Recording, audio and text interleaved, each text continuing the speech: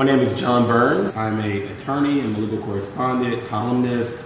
I also have a speaker series built around empowerment and inspiration called IconTalks. We go around the country and have really engaging and empowering events featuring many celebrities across the country, where we also really honor iconic individuals who are doing great things and really make an impact in their community.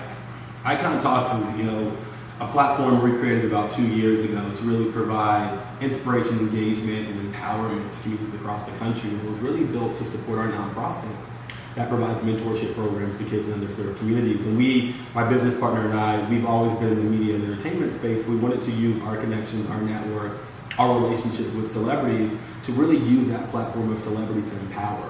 And by virtue of having these one-on-one conversations geared around certain themes, we really tailor the conversation to the audience so they can leave empowered or inspired. But in addition to that, we also have an entertainment component where we have a live performance.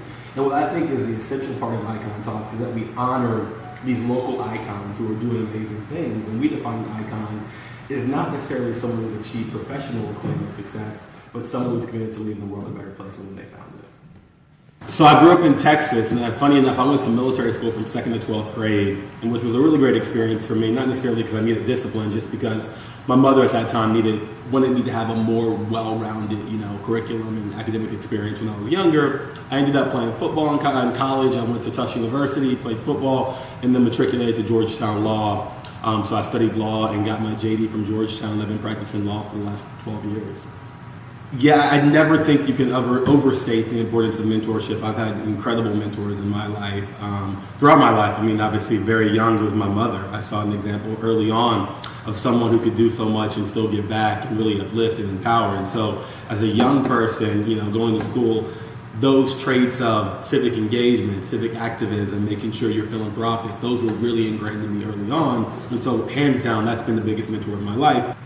Being around celebrities or people, I think they're still regular people. I think for me, which I've always find so fascinating, oftentimes they're more kind of attracted to you in the sense that you're a young, black attorney, and I think people are really fascinated with what they're not.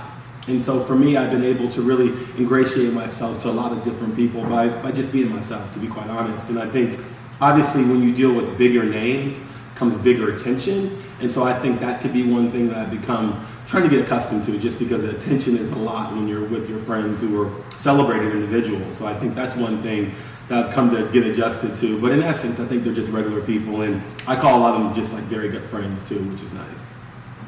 Yeah, what else I'm working with a couple of members of Congress have this thing called the Multicultural Media Caucus, where they're trying to merge celebrity and members of Congress to really establish these dialogues around important issues.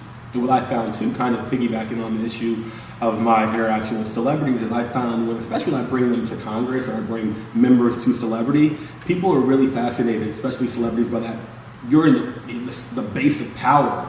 And then with members, they like to be celebrated too. So I think you have that really fun dichotomy in the sense that these people really kind of idolize one another, and they kind of work well together, ultimately towards some common goal.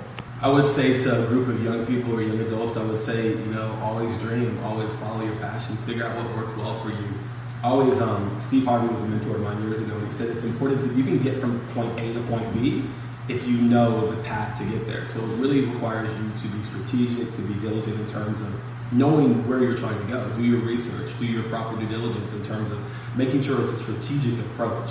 And I think if you dream something, especially this day and age, it's very, very feasible and very possible to get there. You just have to make sure you're preparing yourself and putting yourself in a position to succeed.